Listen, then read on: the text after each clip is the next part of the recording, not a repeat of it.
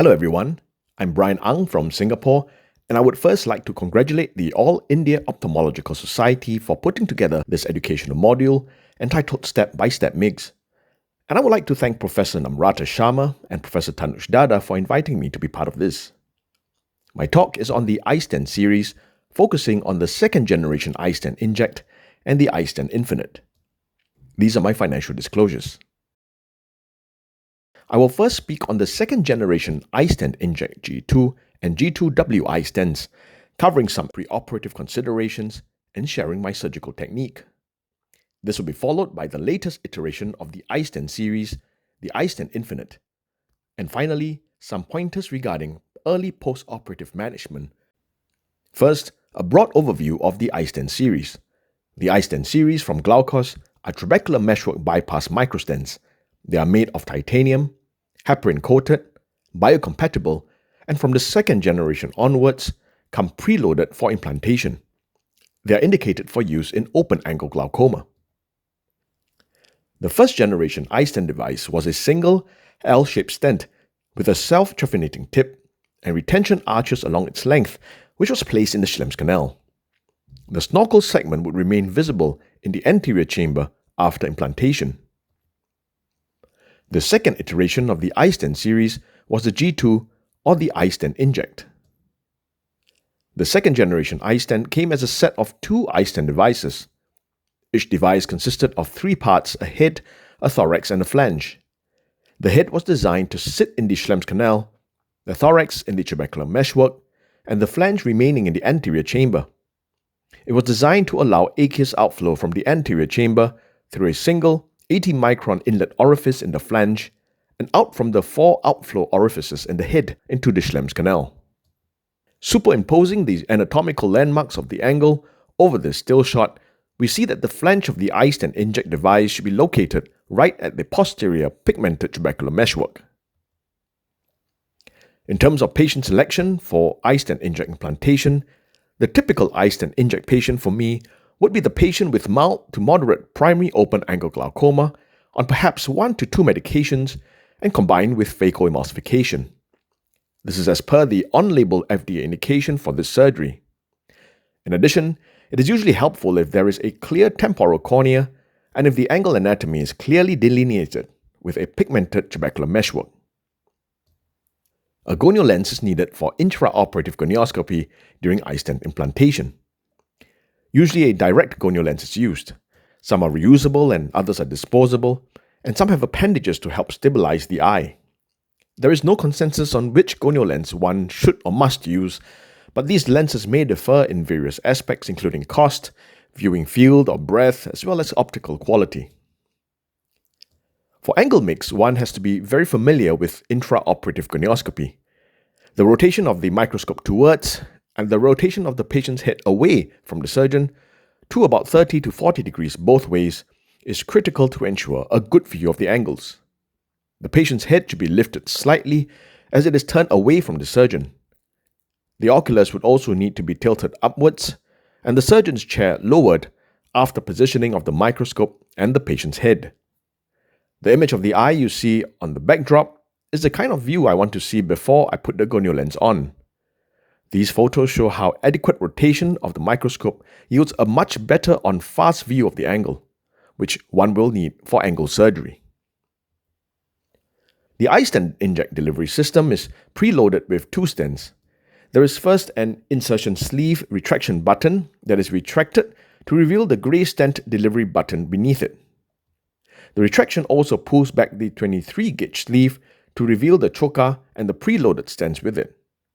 Upon pressing down on the stent delivery button, one stent is released at a time.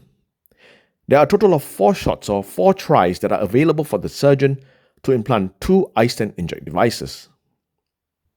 The iStent Inject device has been modified to the iStent Inject W, which now has a wider flange of 360 microns in diameter compared to 230 microns previously. This theoretically and anecdotally as well in my own experience reduces the risk of overimplantation of the stent. Now the surgical steps are as follows. After the initial temporal corneal incision is made, I deepen the anterior chamber with viscoelastic. I then apply viscoelastic on the cornea and rotate the microscope and patient's head. I usually examine the angle and ensure I am comfortable with the gonioscopy view and the anatomy. I then introduce the delivery system through the previously made corneal incision and approach the angle under intra-operative gonioscopic guidance and under relatively high magnification, which I recommend. When nearing the angle, I retract the sleeve of the delivery device to expose the trocar, the window, and the stents within it. I pierce the TM strictly perpendicularly at 90 degrees. Throughout, I visualize the trocar, keeping it within the center of the tube. I apply just enough forward force to depress or dimple the TM slightly, but discernibly. I deploy the stent, keeping my hand steady throughout. Some iterations of the delivery device have an additional bridge across the distal tube. Here, it is still possible to have a view of the trocar tip. As usual, the surgeon would need to ensure that the trocar remains in the center of the tube as it engages the TM. Sometimes, there may be a need to rotate the tube clockwise or anti-clockwise for better visualization of the trocar, which I'm demonstrating here. This is usually necessary for the second stent, which is implanted not directly across to the nasal angle, but instead at an angle 2 clock hours away from the first stent. Again, implantation is most accurate only when the trocar is well visualized. After the stent is released, I do not release the delivery button immediately. Rather, I keep the button held down and release it only after I have disengaged the delivery system entirely from the TM and the stent. This video shows how this should be done. Trocar bias should be avoided. That is, as the trocar engages the TM and throughout the implantation procedure, there should not be any upward, downward, or sideways movement of the delivery system. Any trocar bias would increase the risk of dislodgement or under-implantation of the stent. Finally, I deploy the second stent approximately 2 clock hours away in the inferior nasal quadrant of the eye. After implantation of both eye stents, I look for luminal blood reflux, indicating good placement of both stents. Implantation of the iStent inject may be done before or after phacoemulsification. Personally, I prefer to implant the stents before my cataract extraction. I find that I get a clearer gonioscopic view. Next, the iStent Infinite, which now consists of 3 stents instead of 2. The 3 devices preloaded into the Infinite is exactly similar in design to the iStent Inject W, and if placed 2 clock hours apart, theoretically have an outflow coverage of between 180 to 240 degrees of the angle. In terms of patient selection, the iStent Infinite is indicated as a standalone procedure in eyes with primary open-angle glaucoma, uncontrolled by prior medical and surgical therapy. This is the Infinite delivery system. There is a stent delivery button that, when depressed, releases the stent. There is a singulator which is used to reload the second and third stents. And finally, there is the auto-retracting introducer which bends or retracts and remains outside the eye as the micro-insertion tube enters the eye with the central trocar and the preloaded first stent within it. These are the surgical steps. First, I use a toric marker to pre-mark on the peripheral cornea the locations where I wish to target the implantation of my stents. There should be 2 clock hours between each stent to ensure maximal outflow coverage. This is optional, but I do this as it is difficult under intraoperative gonioscopic guidance to accurately ensure the stents are sufficiently well placed away from each other. The next opening steps are similar to what I described earlier with the iStent inject. I create a temporal corneal incision, inject viscoelastic into the anterior chamber and on the cornea, rotate the microscope and patient's head, and examine the angle anatomy. I then remove the red-colored safety catch from the iStent Infinite delivery device. I inspect the delivery device before entering the eye. You can see the auto-retracting introducer bending and remaining outside the eye as the micro-insertion tube is advanced. I like then to zoom in to fairly high magnification to focus on the angle itself. You can see the blue peripheral corneal marking, which guides me to my implantation target site.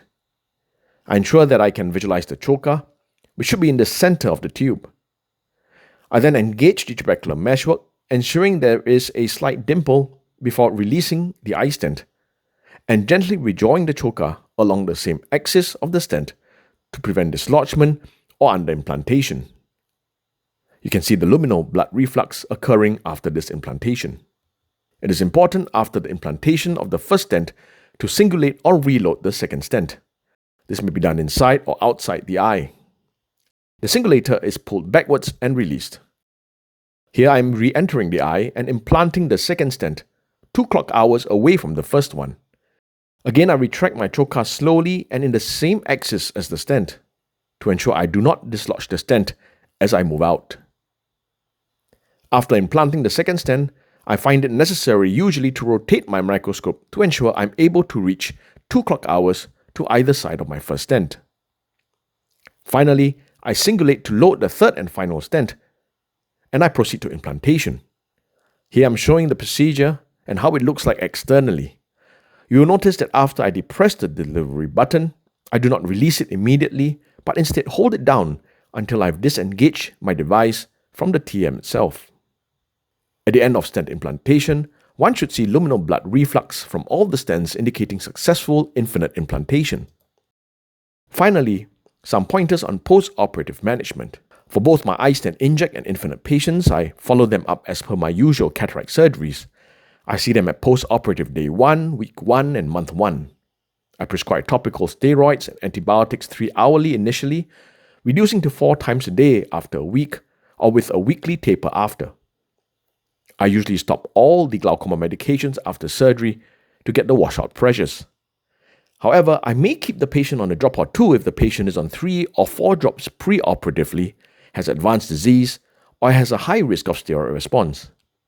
I usually perform gonioscopy no earlier than 1 month post-operatively unless I have particular concerns. Blood clots seen over the stents in the early post-op period are commonplace and should not worry you. Any hyphema is usually only microscopic and most resolve on conservative management. In my experience, steroid response may occur occasionally after trabecular bypass MIGS.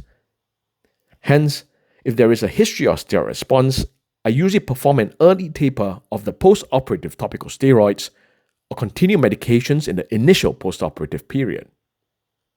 Finally, stent obstruction may occur occasionally. Risk factors may include narrow angles or malpositioned stents. In these cases, I have attempted laser iridoplasty. However, anecdotally, I have only had modest long-term results with a high recurrence rate of reocclusion. In summary, here are some pointers to help ensure success with the iStent series. First, understand the evidence with regards to the safety and efficacy of these stents. Second, when starting on your iStent journey, I would be conservative with my patient selection, keeping to only on-label indications. Third, it is critical that one masters intraoperative gonioscopy, as that would provide necessary and adequate visualization of the angle. Fourth, be familiar with surgical techniques to minimize the risk of over and under implantation. And finally, look for clinical signs such as luminal blood reflux, which confirms good placement of your iStents. I hope this has been helpful to you, and I wish you all the best in your iStent journey.